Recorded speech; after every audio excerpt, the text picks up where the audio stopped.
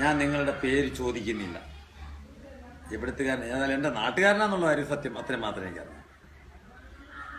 നിങ്ങൾ മനുഷ്യ ശരീരത്തിൽ എന്തൊക്കെ തകരാറുകൾ ഉണ്ടെന്ന് കണ്ടുപിടിക്കുന്ന മെഷീനുകൾ സപ്ലൈ ചെയ്യും, മാനുഫാക്ചർക്ക് ഓർഡർ കൊടുക്കുകയും അത് വാങ്ങിച്ച് വാചകമടിച്ച് ഹോസ്പിറ്റലുകാരെയും ഡോക്ടർമാരെയും വീഴ്ത്തിയിട്ട് ഈ കച്ചവടം നടത്തുന്ന മെഷീനുകളുടെ ഒരു ഏജൻസിയാണ് നിങ്ങൾ നടത്തുന്നത്. ഇതിൻ്റെ സത്യാവസ്ഥകൾ എങ്ങനെയാണ് ഈ മിഷൻ നിങ്ങൾ ഓർഡർ കൊടുക്കുന്നതെന്നും ആ മിഷൻ എന്താണ് ശരീരത്തിൽ ചെയ്യുന്നതെന്നും ഈ മിഷൻ വഴി ഏതെങ്കിലും അവയവം മുൻകൂട്ടി ധാരണയില്ലാതെ കണ്ടുപിടിക്കാൻ പറ്റുമെന്നും ഏത് മിഷനും ഏത് ലാബ് ടെക്നീഷ്യനുകാരനും അവന് മുൻകൂട്ടി ഡോക്ടർ പറയുന്ന ഇന്ന സാധനം കണ്ടുപിടിക്കണമെന്ന് അവൻ അറിയാതെ ഒരു മിഷൻ ടെസ്റ്റ് ചെയ്യാൻ പറ്റുമോ? മനുഷ്യ ശരീരത്തിൽ വന്ന ഏത് അസുഖത്തെയും ഡയഗ്നോസിസ് ചെയ്യുന്ന ചില യന്ത്രങ്ങളാണ് ഈ സ്കാനിങ്.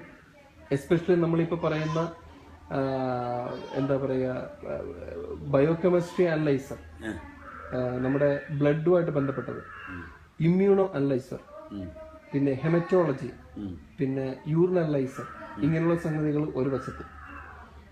മറ്റൊരു സൈഡിലുള്ള സംഗതികളാണ് സ്കാനിങ് മെഷീൻസ്. അതിനകത്ത് ECG വരാം, എക്സ്റേ വരാം, MRI വരാം, പിന്നെ അൾട്രാസൗണ്ട് വരാം. ഇതിനകത്ത് ഞാൻ കൂടുതലായിട്ടും കൈകാര്യം ചെയ്യുന്ന രണ്ട് സംഭവങ്ങൾ, ഒന്ന് ബയോകെമിസ്ട്രി അനലൈസറും ഇമ്മ്യൂണോ അനലൈസറും, മറ്റൊന്ന് അൾട്രാസൗണ്ട് സ്കാനിങ് മെഷീനുമാണ്. ഇതിനെ ചുരുക്കി പറയുകയാണെങ്കിൽ ഇതെല്ലാം ശുദ്ധ അസംബന്ധങ്ങൾ തന്നെയാണ്. കാരണം ഈ സാധനങ്ങളെല്ലാം ഉണ്ടാക്കിയിരിക്കുന്നത് നമ്മൾ തന്നെയാണ്.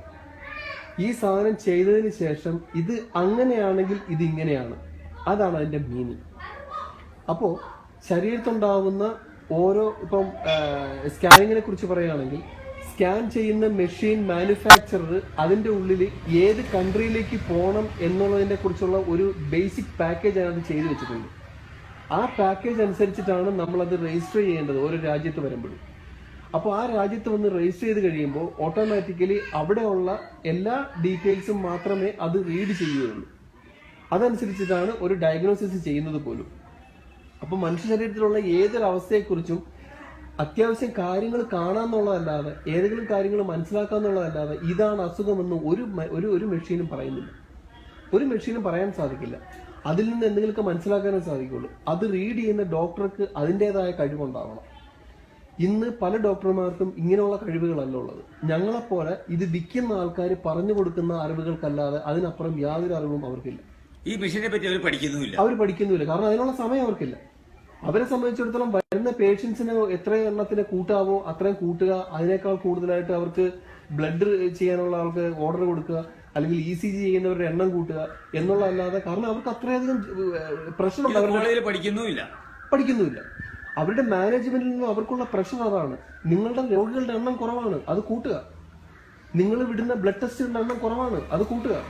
നിങ്ങൾ വിടുന്ന എക്സ്റേകളുടെ എണ്ണം കുറവാണ്, അത് കൂട്ടുക. അസുഖം ഏതെന്നുള്ളവരുടെ പ്രശ്നമല്ല. എല്ലാവർക്കും ടെസ്റ്റുകൾ എഴുതി കൊടുക്കുക എന്നുള്ളതാണ് മുഖ്യം. അത് ഏത് ടെസ്റ്റ് എന്നുള്ളത് നോക്കേണ്ട ആവശ്യമില്ല. ഒരു ക്വസ്റ്റ്യൻ ചോദിച്ചോട്ടെ. ഈ എന്റെ കണക്കുള്ള അപ്പൊ ഈ ഡോക്ടർ ഒരു ലാബ് ടെക്നീഷ്യന് ഈ ശരീരത്തെ പറ്റി ഒന്നും അറിയാത്ത ഒരാളാണല്ലോ ടെസ്റ്റ് ചെയ്യുന്നത്. തീർച്ചയായിട്ടും. നിങ്ങൾ ഇത്രയും കാലം പഠിച്ചിട്ട് നിങ്ങൾക്ക് 30 ദിവസത്തോ 40 ദിവസത്തോ 45 ദിവസത്തോ ട്രെയിനിങ് തരികയാണ് നിങ്ങൾക്ക് ഈ മിഷൻ എങ്ങനെ വിൽക്കണമെന്ന്. അതിനപ്പുറം നിങ്ങൾക്കൊരു കാര്യം അറിയില്ല, ഒന്നും അറിയില്ല. പക്ഷെ നിങ്ങൾക്കിത് പഠിക്കാതെ അയാളെ പറഞ്ഞ് മനസ്സിലാക്കാൻ നിങ്ങളെപ്പോലെ ഒരാളാണ് ഈ ഡോക്ടറെ പോയി പഠിപ്പിക്കുന്ന അത്രയും നിങ്ങൾക്കുള്ള വിവരം പോലും ഈ ഡോക്ടർക്ക് ഇല്ല എന്നുള്ളത് സത്യമായിക്കൂടെ? ഇതിനകത്ത് ഏറ്റവും വലിയ ഭാഗ്യം എന്ന് പറയുന്നത് രോഗികളെന്ന് പറഞ്ഞു വരുന്നവര് മണ്ടന്മാരും, നമ്മൾ ഈ ഇടയ്ക്ക് നിൽക്കുന്ന ഡീലർ, ബിസിനസ് ചെയ്യുന്ന ആൾക്കാർ, ഡോക്ടർമാരുൾപ്പെടെ എല്ലാവരും നല്ല സ്മാർട്ടായിട്ട് ബിസിനസ് ചെയ്യുന്നവരുമാണ്. ഇവിടെ ഒരു രോഗിയുടെയും അസുഖം മാറുക എന്നുള്ളതല്ല മുഖ്യം. മാറരുത്, അസുഖം മാറരുത്. അവനെ പലതും പറഞ്ഞ് പേടിപ്പിക്കുക എന്നുള്ളതാണ്. പിന്നെ അവൻ നമ്മുടെ കയ്യിൽ നിന്ന് പോവില്ല. ഈ മെഷീൻസ് എല്ലാം കൂടെ കണ്ടു കഴിയുമ്പോൾ തന്നെ രോഗിക്ക് ഏറെക്കുറെ സമാധാനമാവും, ഇവന്റെ ഇതൊക്കെ ഉണ്ടല്ലോ എന്നുള്ളത്. ഇത് നമ്മുടെ കൾച്ചറിന്റെ ഭാഗമായിട്ട് മാറിയത് കൊണ്ടാണ്. ഈ പറയുന്ന മെഷീനൊക്കെ എന്റെ കയ്യിലുണ്ടെങ്കിൽ അതൊന്ന് വെച്ച് കഴിഞ്ഞാൽ എന്റെ രോഗം ഡയഗ്നോസിസ് ചെയ്തു, അതനുസരിച്ച് ഒരു ഡോക്ടർ എനിക്ക് അസുഖത്തിനുള്ള മരുന്ന് തന്നു, എന്റെ അസുഖം മാറും. ഇതൊരു വിശ്വാസമാണ്. അല്ലാതെ ഇതിനകത്തുകൂടെ അവനുണ്ടാക്കുന്ന പൈസയെക്കുറിച്ചോ അവൻ നമ്മൾ കബളിക്കപ്പെടുന്നതിനെ കുറിച്ചോ ആരും ചിന്തിക്കാറില്ല. ഒരു ചെറിയ എക്സാമ്പിൾ ഞാൻ പറഞ്ഞുതരാം. അൾട്രാസൗണ്ട് മെഷീൻ എന്ന് പറയുന്ന സംഗതി കൂടുതലായിട്ടും ഉപയോഗിക്കപ്പെടുന്നത് നമ്മുടെ ഗർഭാശയ ഈ ഗൈനക്കിന് വേണ്ടിയിട്ടാണ്. ഗർഭസ്ഥാവസ്ഥയിലുള്ള കുട്ടിയുടെ വളർച്ച കാണാനും അല്ലെങ്കിൽ അതിന്റെ എന്തെങ്കിലും കുഴപ്പങ്ങളുണ്ടോ എന്ന് അറിയാനും കൊള്ളാം, നല്ല കാര്യം തന്നെ. അതിനകത്ത് ഏറെക്കുറെ കാര്യങ്ങളൊക്കെ വ്യക്തമായിട്ട് കാണാനും പറ്റും. ഒരു കുഞ്ഞിന്റെ അവസ്ഥ എന്താണ്, അതിന് വളർച്ചയുണ്ടോ, എത്ര വെയിറ്റ് ഉണ്ട് അതിന് എന്നുള്ള കാര്യങ്ങളൊക്കെ ഏറെക്കുറെ മനസ്സിലാക്കാൻ പറ്റും. പക്ഷെ ഈ പറയുന്ന കാര്യങ്ങളെല്ലാം ഇത് അതിനകത്ത് പ്രീ ലോഡഡ് ആണ്. ഈ ഇൻഫർമേഷൻസ് എല്ലാം അതിനകത്ത് പ്രീ ലോഡഡ് ആണ്. അതിനകത്ത് വെച്ചിട്ട് അതാണെങ്കിൽ ഇതല്ലെങ്കിൽ അത് എന്ന് പറയുന്ന രീതിയിലുള്ള റിസൾട്ടുകളാണ് വരുന്നത്. അപ്പൊ ചിലപ്പം ഈ പറയുന്ന കാര്യങ്ങൾ ചിലപ്പോൾ ശരിയാവണമെന്നില്ല. ഒരിക്കൽ എൻ്റെ ഒരു ഫ്രണ്ടിന് അനുഭവം ഉണ്ടായി. അയാളുടെ കുട്ടി പെണ്ണാണെന്ന് പറഞ്ഞ് സ്കാനിങ് റിപ്പോർട്ട് കൊടുത്തു വിട്ടു. ഇന്ത്യയിൽ അത് സമ്മതിക്കുന്നില്ല, പുറത്തെ കാര്യമാണ് ഞാൻ പറയുന്നത്. പെണ്ണാണെന്ന് പറഞ്ഞ് സ്കാനിങ് റിപ്പോർട്ട് കൊടുത്തു വിട്ടു. പ്രസവം കഴിഞ്ഞപ്പോൾ കുട്ടി ആണാണ്. ഇത് ഏതിന്റെ കുഴപ്പം? മെഷീന്റെ കുഴപ്പമോ അതോ ഗർഭം ധരിച്ച അമ്മയുടെ കുഴപ്പമോ? അപ്പൊ ഇതാണ് ഇവിടുത്തെ സ്കാനിങ് മെഷീൻ കൊണ്ടുള്ളത്. സ്കാനിങ്ങിൽ നോക്കിയപ്പോ പെൺകുട്ടിയും ജനിച്ചപ്പോൾ അത് ആൺകുട്ടിയുമായിട്ട് മാറി. അതാണ് സംഭവം. പിന്നെ മറ്റൊരു കാര്യം, അവസ്ഥയിലുള്ള ഒരു കുട്ടിയുടെ ചിത്രം എടുത്ത് കൊടുക്കുന്ന ഒരു സമ്പ്രദായമുണ്ട് ഇവിടെ ഈ അൾട്രാസൗണ്ട് കുടുംബത്തിൽ. അതിന് ഉദ്ദേശം ഇതാണ്, നമ്മുടെ മാതാപിതാക്കളുടെ ഒരു ആങ്സൈറ്റി ഉണ്ടല്ലോ, എന്റെ കുഞ്ഞിനെ കാണണം എന്നുള്ളൊരു മോഹം, അത് സാക്ഷാത്കരിക്കാൻ വേണ്ടിയിട്ട് ഒരു ഫോട്ടോ എടുത്ത് കൊടുക്കും. അപ്പം ഗർഭസ്ഥാവസ്ഥയിലുള്ള എന്റെ കുഞ്ഞിന്റെ ഫോട്ടോ ഇതാണെന്ന് പറഞ്ഞു കൊടുക്കാറുണ്ട്. ഏറ്റവും വലിയൊരു ട്രേഡ് സീക്രട്ടാണ് ഞാൻ ഈ പറയാൻ പോകുന്നത്. ഈ മെഷീൻ വിൽക്കുന്ന എന്നോട് കമ്പനിയിൽ നിന്നുള്ള അതിന്റെ ഒരു വളരെ ഓതന്റിക് ആയിട്ടുള്ള ഒരാള് ചെവിയിൽ പറഞ്ഞൊരു കാര്യമാണ് ഞാൻ ഈ പറയാൻ പോകുന്നത്. നമ്മുടെയൊക്കെ മെഷീന്റെ ഉള്ളിൽ ഇരിക്കുന്നത് ഓരോ രാജ്യത്തെയും ഉള്ളിൽ കിടക്കുന്ന ഫീറ്റലിന്റെ കുറെ ഫോട്ടോകളുണ്ട്. ഈ ഫോട്ടോയിൽ ഒന്നാണ് ഈ എടുത്തു തരുന്നത്. അല്ലാതെ യഥാർത്ഥത്തിൽ നിങ്ങളുടെ വയറ്റിൽ കിടക്കുന്ന കുഞ്ഞിന്റെ പടമല്ല. ഇത് അൾട്രാസൗണ്ട് മെഷീൻ മാനുഫാക്ചർ ചെയ്യുന്ന കമ്പനിയുടെ വളരെ ഓതന്റിക് ആയിട്ടുള്ള ഒരു പേഴ്സൺ എന്റെ ചെവിയിൽ പറഞ്ഞ കാര്യമാണ്. അതുകൊണ്ട് തന്നെയാണ് ഞാൻ ഈ ക്യാമറ എന്റെ പുറകിൽ വെക്കാൻ ഞാൻ നിർബന്ധം പിടിച്ചതും എന്റെ പുറകിൽ വെക്കേണ്ടി വന്നതും എന്റെ മുഖം കാണിക്കാത്തതും. കാരണം എനിക്ക് ഈ മെഷീൻ വിറ്റിട്ട് വേണം ജീവിക്കാൻ.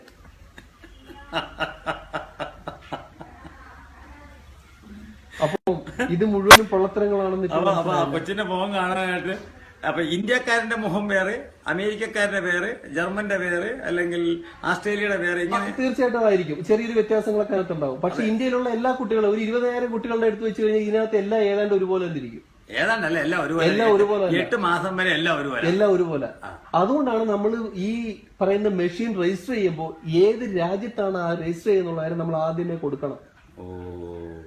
അപ്പോ അതിന്റെ കണ്ടന്റ് മാത്രമേ ഈ മെഷീൻ റീഡ് ചെയ്യൂ. അതിനകത്തൊന്നും കാണുന്നില്ല, ലൈറ്റ് അടിയുള്ളൂ, അവിടെ നടക്കുന്നുള്ളൂ. അല്ലാതെ ഈ പറയുന്ന ഏതൊരു അമ്മയാണോ വെച്ച് സ്കാൻ ചെയ്യുന്നത് ആ അമ്മയുടെ ഉദരത്തിൽ കിടക്കുന്ന കുഞ്ഞിനെ അല്ല കാണുന്നത്.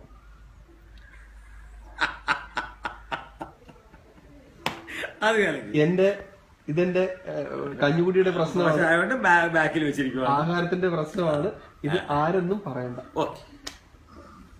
ഞാനിത് നെറ്റി കൊടുക്കും, അത് വേറെ കൊടുത്തോളൂ, കുഴപ്പമില്ല. ഇനി ഞാൻ ചോദിക്കുന്നത്, മുൻകൂട്ടി ഒരു വിധി ഇല്ലാതെ ഒരാൾക്ക് ഏതെങ്കിലും അവയവത്തിന്റെ സ്കാനിങ്ങിനകത്തൂടെ ചെയ്തിട്ടോ അല്ലെ ഏതെങ്കിലും മെഷീൻ ഉപയോഗിച്ച് രോഗനിർണയം നടത്താൻ പറ്റുമോ?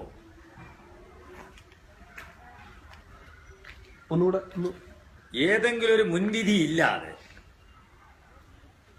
ആർക്കെങ്കിലും ഏതെങ്കിലും ഒരു മെഷീൻ ഓപ്പറേറ്റർക്ക് അല്ലെങ്കിൽ ലാബ് ടെക്നീഷ്യന് അല്ലെങ്കിൽ എക്കോ എടുക്കുന്നവർക്ക് മുൻവിധി ഇല്ലാതെ ഏത് രോഗത്തിനെ പറ്റിയാണോ എടുക്കാൻ പോണേ അതിനെപ്പറ്റി അവന് ധാരണയില്ലാതെ അത് ടെസ്റ്റ് ചെയ്താൽ കിട്ടുമോ? കിട്ടില്ല. കിട്ടില്ല. അതെന്താ കാര്യം? കാരണം മുൻവിധി എന്ന് പറയുന്നത് തന്നെ ഒരു തീരുമാനമാണ്. അതൊരു തീരുമാനമാണ്. ആ മനുഷ്യന് ഈ അസുഖം ഉണ്ടെന്നൊരു തീരുമാനം നേരത്തെ അങ്ങ് ഉറപ്പിക്കുക. എന്നിട്ട് നമ്മൾ അതിന്റെ ഒരു ബേസിലാണ് ഈ സ്കാനിങ് ഒക്കെ ചെയ്യുന്നത്. അപ്പൊ അത് ചെയ്ത് കഴിയുമ്പോൾ കാണുന്ന റിസൾട്ടിനകത്ത് തീർച്ചയായിട്ടും വേരിയേഷൻസ് ഉണ്ടാവും. സംശയിക്കപ്പെട്ട രീതിയിലാണ് നമ്മൾ സ്കാൻ ചെയ്യുന്നത്. അപ്പൊ അസുഖം ഉള്ളവനാണോ മരുന്ന് കൊടുക്കുന്നത്, അസുഖം ഇല്ലാത്തവനാണോ മരുന്ന് കൊടുക്കുന്നത് അറിയാൻ പറ്റില്ല. മരുന്ന് കൊടുത്തു കഴിഞ്ഞാൽ എന്തായാലും അവന് അസുഖം ഉണ്ടാകുമല്ലോ. അപ്പൊ പിന്നെ സമാധാനമായില്ലേ?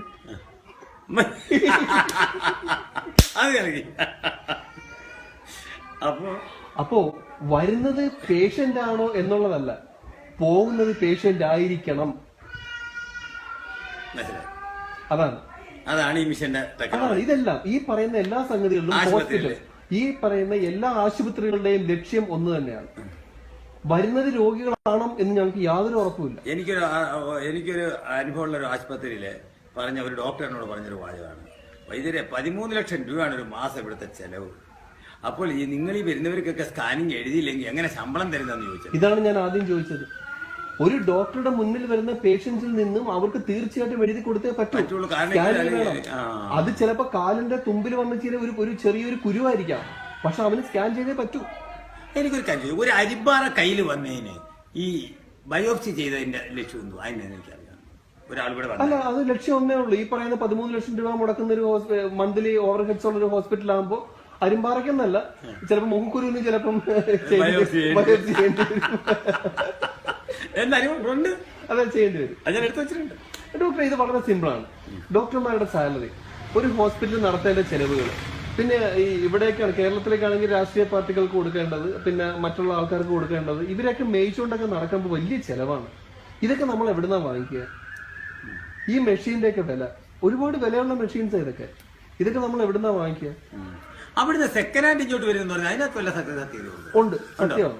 അവിടുന്ന് എല്ലാ കമ്പനിയുടെയും ആശുപത്രി ഒരു കൊല്ലം കഴിയുമ്പോൾ അവരുടെ മിഷൻ കണ്ടം ചെയ്ത് കളയണമെന്ന് പറയുന്നത്, അത് നേരെ ഇങ്ങോട്ട് കൊണ്ടുവരും. ഇവിടുന്ന് ആൾക്കാർ പോയി ഇങ്ങോട്ട് കൊണ്ടുവരാന്ന് പറയുന്നത് അത് സത്യമല്ല. അതാണ് ഈ ഇന്ത്യയുടെ ഒരു പ്രത്യേകത. ഇന്ത്യയിൽ ഈ പ്രത്യേകിച്ച് ഒന്നിനും വലിയ ക്വാളിറ്റി ഒരു സർവേ അങ്ങനെ ഒന്നുമില്ല. ഇതൊക്കെ വെറുതെ പറച്ചിൽ മാത്രമേ ഉള്ളൂ. ഇവിടെ എന്തോ ആകാം. ഉപയോഗിച്ച സിറിഞ്ചും ഉപയോഗിക്കാം, ഉപയോഗിച്ച മരുന്നും ഉപയോഗിക്കാം, പഴയ റീഏജന്റും ഉപയോഗിക്കാം. ഇതൊന്നും ഇവിടെ